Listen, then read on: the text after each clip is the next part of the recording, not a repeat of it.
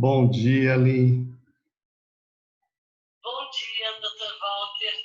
É uma alegria imensa estar participando hoje aqui das suas reflexões matinais. Me sinto muito honrada deste convite. Muito obrigado. Eu também estou muito honrado que você aceitou. Aliás, você tem me ajudado muito com as suas ideias, né? A tua experiência toda aí com essa questão de mídia, que a gente não é tão afeito, né? Então, eu queria também te agradecer bastante.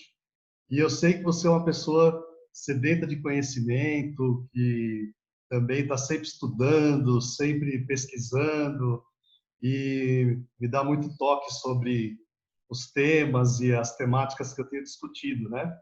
Então, vai ser um privilégio te ter aqui como essa novidade, né, da gente nas sextas-feiras tentar conversar diretamente com alguém, né?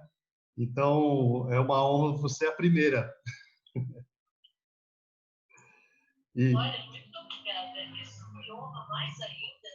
Com certeza, suas seguidoras, seus seguidores adorariam participar, porque é um aprendizado tão grande e ainda participando melhor ainda. Eu teria, Dr. Walter, inúmeras questões. Imagine quanto eu gostaria de perguntar. Mas o tema de ontem foi muito interessante. A saúde da mulher, que acabou culminando com a menopausa. Então, ao invés de fazer algumas perguntas, quem sabe numa outra oportunidade, eu gostaria de me ater a este tema, porque ainda eu tenho algumas dúvidas. E ontem você nos disse que o término do ciclo menstrual, ele determina o início da menopausa. Eu tenho uma curiosidade de saber, no homem, a andropausa, ela começa quando e como? sim, isso é interessante a gente comparar essas diferenças que existem entre os homens e as mulheres. São dois organismos que desenvolvem-se de forma diferente, de uma base muito semelhante, né? De uma concepção muito semelhante, mas a determinação sexual basicamente coloca a gente em linhas paralelas, porque um complementa o outro, porém um é muito diferente do outro, tipo o Sol e a Lua. Ao mesmo tempo, muito iguais, tão iguais que a gente consegue se comunicar e se encontrar e ter uma riqueza juntos, né? Porém, podemos dizer que a mulher tem um caminho feminino para explorar e o homem tem o caminho masculino para explorar, e seria muito interessante, sabendo de si mesmo, um poder interagir com o outro, porque seria aquilo que eu não tenho. Aonde eu vou saber de mim mesmo, né, numa relação, é justamente o encontro com aquilo que eu não tenho, porque o que eu já tenho eu posso explorar até sozinho, mas aquilo que eu não tenho eu preciso do outro para despertar em mim o gosto, o gozo, o cheiro de ser, né, de estar aqui vivo, né?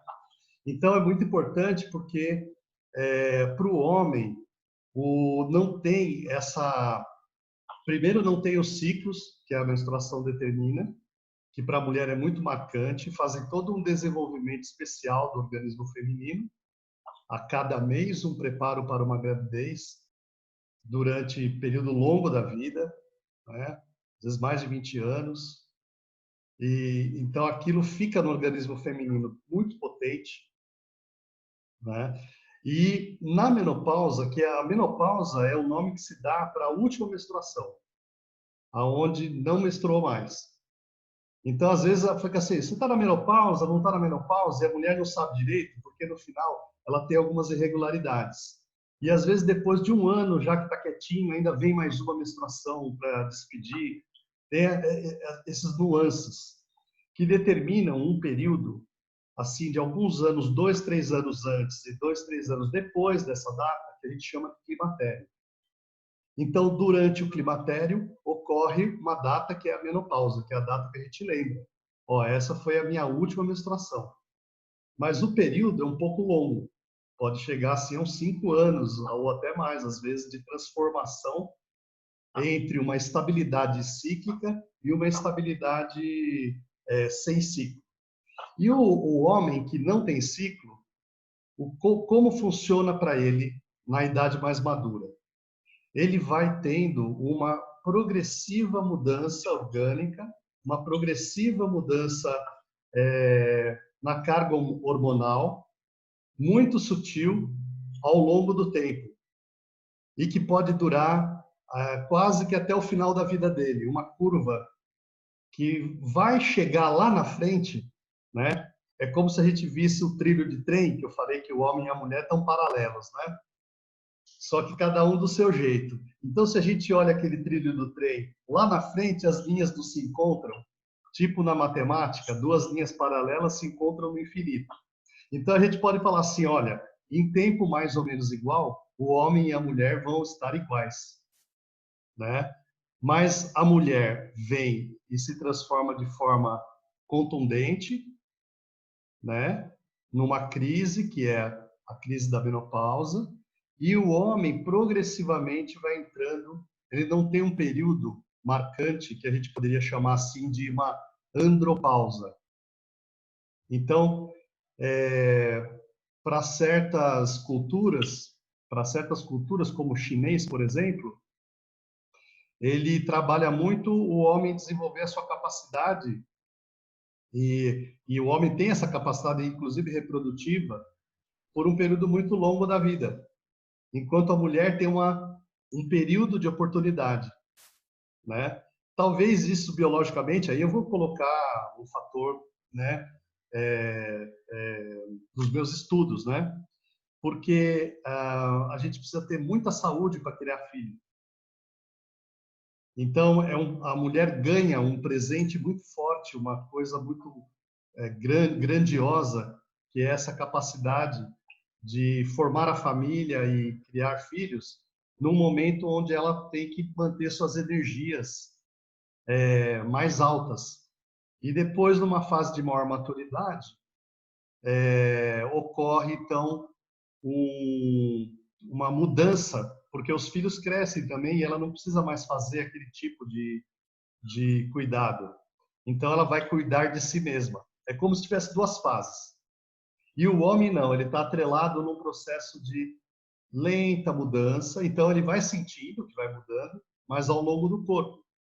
Muitas vezes, olha que bonito como é a natureza. A mulher recebe a informação na hora, de dentro para fora. Então, desde criança, quando ela está lá menina, de repente ela fica mocinha, é um processo que vem de dentro para fora.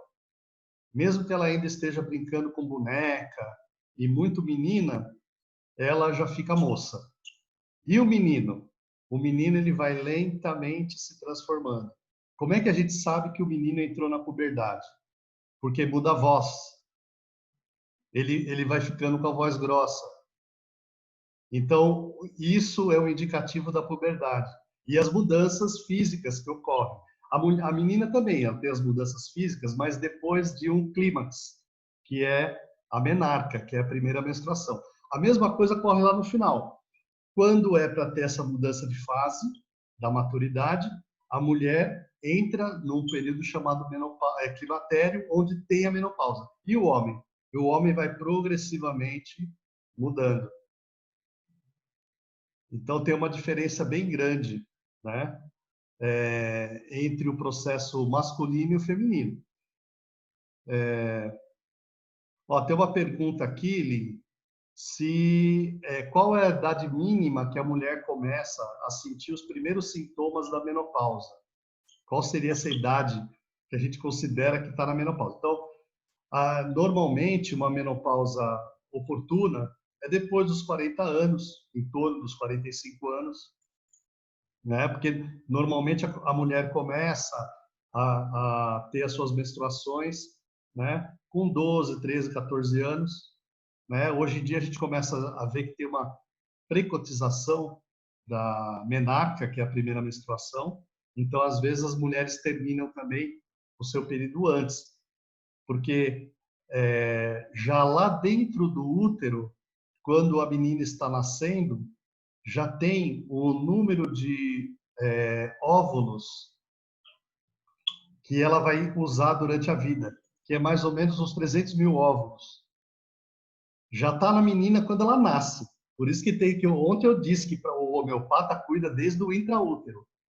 Porque lá dentro do útero, a menina tem milhões de óvulos. E ela nasce com 300 mil. Esses 300 mil, a cada menstruação, vão sendo mobilizados mais ou menos uns 100, né? Uns 100 óvulos. Desses 100 óvulos, uns 10 óvulos começam a se desenvolver mais, e um deles predomina sobre os outros e ovula. Então é tipo uma seleção natural que a mulher processa a cada mês, como se ela fosse se preparar para uma gravidez. Então, mais ou menos, quando chega aí em torno dos 40, depois dos 40 anos, a gente já acha que é uma idade oportuna. Mas tem mulheres, por exemplo, que com 38, 35 anos já estão parando os seus ciclos, já estão tendo irregularidade. Então, a gente chama de menopausa precoce, porque está parando antes desse período habitual, que é em torno dos 45 anos. Mas tem mulher que menstrua até 55 anos e é normal também. Então, isso é muito determinante, depende da saúde individual de cada mulher, tem que observar um pouco como foi com a família, com as avós, com as irmãs, com as primas, que são as mulheres próximas, que às vezes tem um padrão, né, que a mulher segue, né? E eu estou vendo hoje aqui que tem vários homens também que estão entrando na transmissão, e a pergunta hoje foi muito interessante aí, que a Lynn colocou, em direção a se a mulher tem essa pausa da menopausa tão marcante, se isso acontece para os homens, né? Então, eu estou falando, para os homens, o grande marcante para os homens é que eles normalmente estão junto de uma mulher. E daí eles passam o efeito da menopausa junto com a mulher, porque é uma transição que é preciso ser feito a dois, né? Para quem está no relacionamento, sabe que ela é a dois. E o homem tem esse processo que vai lentamente se estabelecendo, enquanto a mulher, ela primeiro estabelece a pausa, ela já está, né? A mulher é muito assim, tudo nela já está, né?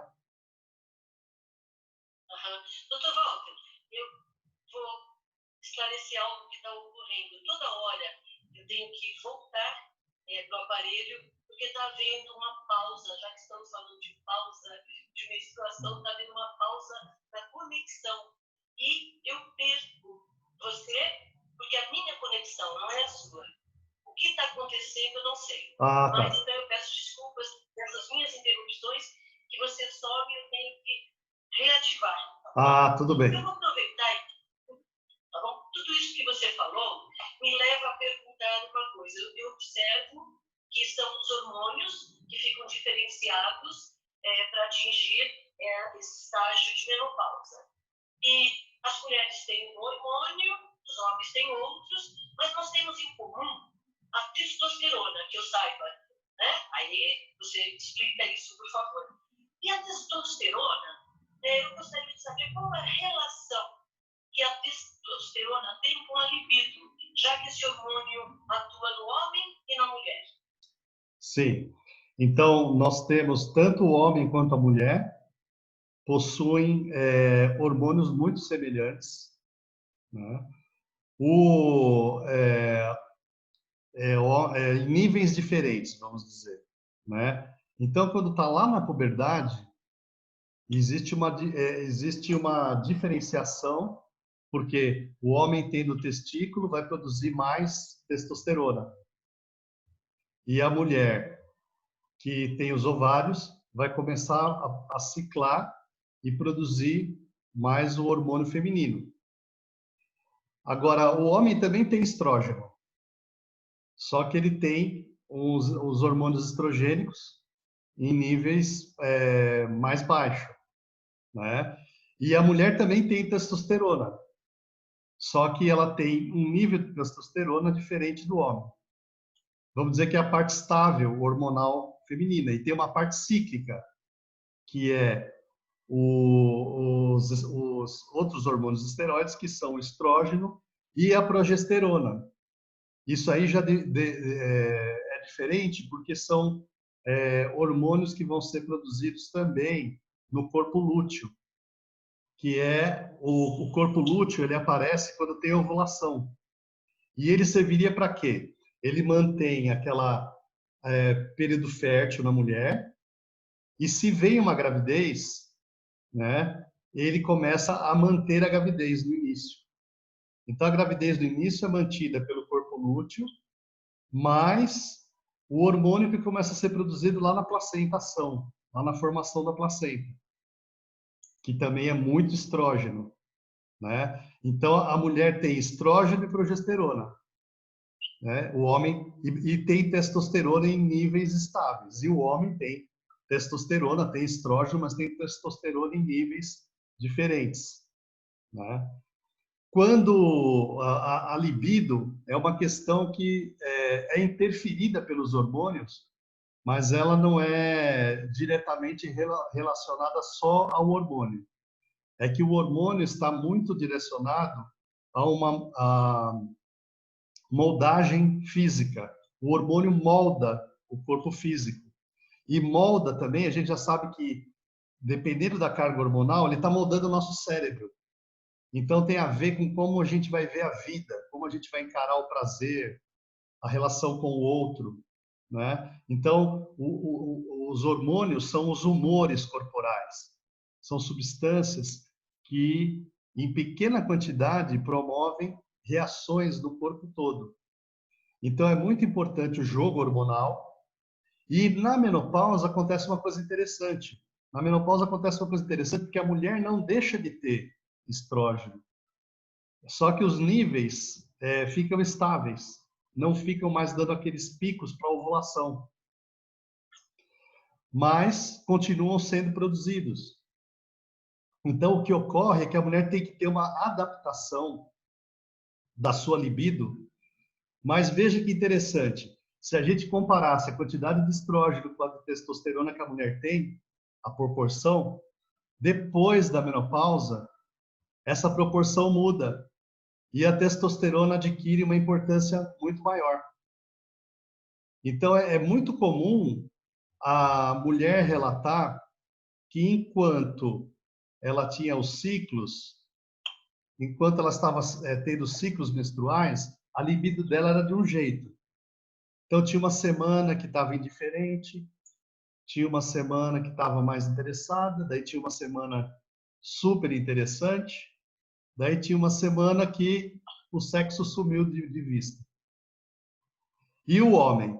O homem naquela estabilidade, né? O homem dá a entender que ele está com uma prontidão a cada momento, o que também não é verdade, porque não depende só de hormônios.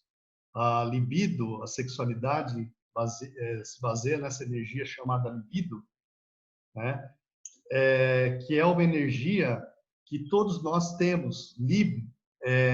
Vem o Freud deu esse nome, libido, de libido, do alemão, amor, que é uma capacidade básica do ser humano de se interessar pelo outro, de se interessar por si mesmo. Então, não depende só do hormônio, mas vamos dizer que um bom jogo hormonal faz com que o meu corpo fique apto a querer um encontro sexual, por exemplo. E se eu não estou muito bem comigo, já não tenho tanto apelo. Se eu não, mas entra fatores psicológicos, culturais, porque se eu não me sentir bonito, muitas vezes eu me ponho uma barreira, né? E, por exemplo, se eu não me sinto saudável ou digno, né? Muitas vezes já é uma barreira que não me deixa me relacionar. Então, o ser humano é muito complexo, não é só o hormônio, tem essa parte energética e se mistura também com toda a cultura, o meio social, de como se dá a manifestação da libido, né? Tem uma pergunta aqui de uma mulher que fala, ó, entrou no período de mudança da menstruação com 47 anos está com 60 anos e ainda está sofrendo efeitos da menopausa. Então, o que acontece? É essa relação que nós estamos falando, da mudança, que eu tenho que dar um olhar para ela diferente, né? Em outros tempos, foi feita essa pesquisa. A mulher não se queixava da menstruação, porque ela não tinha direito de queixar. Então, acontecia todas as mudanças para ela e ela sofria calada. Então, você ia perguntar depois como é que foi a menopausa e a mulher relatava que menopausa. Ah, um dia parou de vir, né? Hoje, não, existe o interesse que a mulher se aproprie da sua vivência, né? E ela, então, percebe as suas mudanças e se tornou uma questão. Apesar de ser uma disfunção, não é uma doença, né? Não tem castigo nenhum, nem em começar a menstruação, nem em menstruar, nem em parar de menstruar. É um processo natural, fisiológico. Porém, ele pode mexer com a gente de forma bem complexa. Então, efeitos podem durar e às vezes duram muito tempo, realmente. Um prazo que é mais comum é aqueles 5 anos que eu coloquei, uns 3 anos antes, até uns 3 anos depois dessa data, que é a parada que a gente chama de menopausa. Não sei se eu estou indo bem, Ninho, ou se você quer alguma outra informação. Olha, também, primeiro quero voltar a dizer.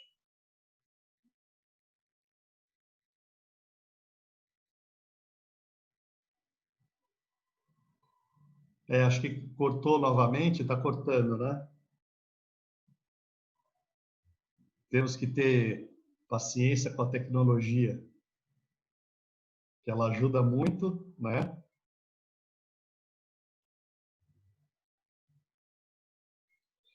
Ao mesmo tempo eu quero ir já... Assim. Ah, então cortou de novo, viu, Lin? Então,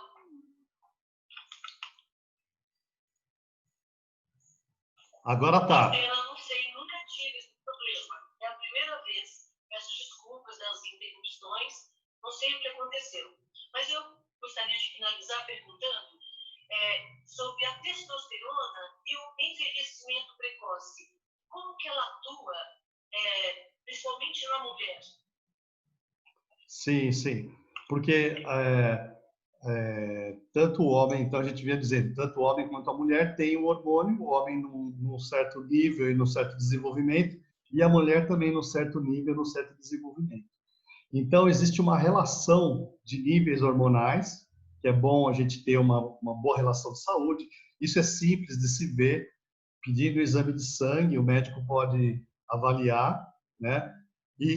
Mas com certeza não é o mais importante, porque o hormônio, né? E a gente vem aí de uma fase de muita moda de hormônio, que eram as famosas terapias de reposição hormonal, né? Que há uns 10, 15 anos atrás estava com força total e que hoje a gente já escuta falar muito menos, né? E sabe por que a gente ouve falar menos? Porque os hormônios provocaram muito caso de câncer. Desperta muito, o hormônio são substâncias que são estimulantes das funções orgânicas. Então, pegava a pessoa numa fase onde a saúde está em transição e muitas vezes fazia um efeito depois deletério, de aumentar cerca de 33% os casos de câncer, principalmente câncer de mama e útero, que para a mulher são órgãos de relação, principalmente relação íntima, família, filhos, marido, sexualidade, né? Então, refreou-se um pouco, né? Apesar que ainda tem muitos defensores do uso de hormônios, mas isso está um pouco se modificando. Por quê? É bom a gente perceber que a pessoa tem níveis saudáveis, não está nem com excesso nem com deficiência, porém, isso normalmente não define uma vida feliz ou uma boa libido, porque isso depende de outros fatores. Fatores muito mais ligados ao corpo energético, vamos dizer, né? A esse corpo que é gerado pelo nosso corpo físico na sua luta com a vida. Então, o que eu aconselho para quem passa uma transição e encontra dificuldades é pedir ajuda, porque buscando ajuda de meios, e a gente tem muitos meios hoje na medicina na medicina e no caminho interno, primeiro através da psicologia, dos caminhos da limpeza interior, mas depois também de encontrar os altos fins da minha existência. Para que eu estou aqui na Terra? E como somos seres de relação e seres afetivos, eu confio muito que a pessoa buscando a ela mesma, ela vai acabar encontrando esse equilíbrio com a sua sexualidade, com o seu processo orgânico. Então, é manter uma saúde, apostar menos nos hormônios e ficar tomando hormônio, porque os hormônios eles têm um perigo grande, eles estimulam coisas interessantes, mas estimulam tudo. Então, se eu estiver num processo patológico, né? E a prevenção aí no caso é eu ter uma boa relação minha com a vida, né? Eu manter uma boa relação com a vida, porque se eu fizer exame, eu não consigo detectar o que vai mudar, eu consigo detectar o que mudou. Então os exames em si não são preventivos, eles são chamados de exames preventivos, mas eles não previnem nada, eles detectam. O que previne? O que previne é a gente estar olhando a nossa atitude como pessoas. A minha atitude no casamento, a minha atitude no namoro, né? A minha atitude frente à vida, né? E aí sim buscar ajudas pontuais para para passar por essa fase de forma saudável, né? Então é interessante porque é uma pressão muito grande da indústria farmacêutica que hoje consegue produzir os hormônios e vender para a gente. Então eles querem que a gente tome hormônio. Mas eu contei ontem, né, o caso da progesterona que foi dada na gestação, como se ela fosse melhorar a gestação, como se Deus tivesse errado e o homem tivesse que dar agora progesterona, inventar progesterona para melhorar a gestação.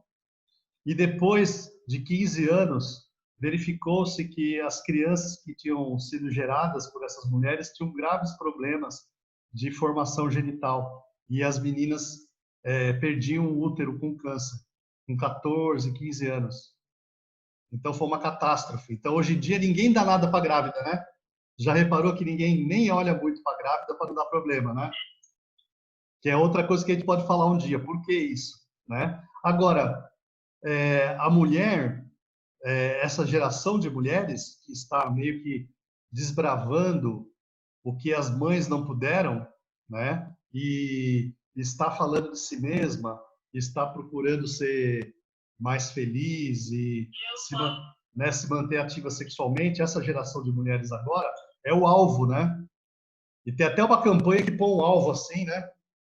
A mulher é o alvo. E a mulher consome saúde e ela consome hormônio, porque tem essa questão de se manter bela, de se manter desejável, de se sentir num processo pessoal mais viril hoje em dia, né? Que eu acho que é um pouco distorcida. Mas isso é um assunto que a gente pode conversar numa outra oportunidade. Eu acho que a gente podia ir encerrando. Eu sei que está cortando, Lin. Sim, que pena. Que pena, está maravilhoso, aprendi tanto, mas eu estou com bastante dificuldade. Peço mais uma vez desculpas, porque poderia ter desenrolado para mim de uma forma. Sim, eu queria agradecer aqui os amigos, eu queria agradecer os amigos, a Tuti, Rita, o Elizabeth Costa, a Paola, o Paulo que entrou também, ó, o Paulo Cominato. Conhece o Paulo Cominato? A Elisa, o Evandro, a Cláudia, está sempre me acompanhando, Newton, né? É um tema muito importante, Arnaldo, são um tema muito importante porque ele fala diretamente de coisas que depois a gente vai vivenciar na nossa vida. Que todos nós almejamos sermos felizes em todas as fases, né? Então, hoje em dia é muito importante adquirir conhecimentos para a gente ir com saúde, mas também para a gente ir com felicidade, né? Então, eu queria agradecer aqui todos que estão me aplaudindo aqui, a minha, a Lin, Mariana e outras pessoas aí que eu sei que eu esqueci, mas que eu agradeço muito de terem acompanhado. E deixa a Lin voltar aqui, eu vou completar alguma coisa com ela. E despedindo aí também do pessoal de Sorocaba, que eu sou formado aí em Sorocaba, minha mulher é sorocabana, eu tenho filho, que meus filhos dois nasceram aí em Sorocaba, e eu estou dizendo que eu tenho muita ligação com Sorocaba, né? Não só porque eu estudei lá na faculdade de medicina e também fui professor lá durante um tempo, fiz meu mestrado, mas assim, tenho muitos amigos e parentes também que moram lá, né? Então, eu fico muito feliz, né, de ter tua companhia, Lin. Queria te agradecer muito. Vou te convidar outras vezes. Vou ficar aí te atrapalhando, porque eu acho que você tem você me traz muitas dicas junto, muita vivência, muita coisa boa que ajuda a essas comunicações chegarem mais perto de quem precisa, né? De uma forma também assim mais livre, que não seja um livro técnico, né? Então, ó, muito obrigado. Sem dúvida. Não sei se você quer Eu que agradeço. se Imensamente. e, Obrigada e até amanhã. Vamos aprender mais amanhã. Obrigada mesmo. segunda-feira estamos de volta, então. Um abraço. Tchau, Li. Mas hoje é sexta, tá certo? Até mais. Então até segunda. Até segunda. Um abraço. Um abraço.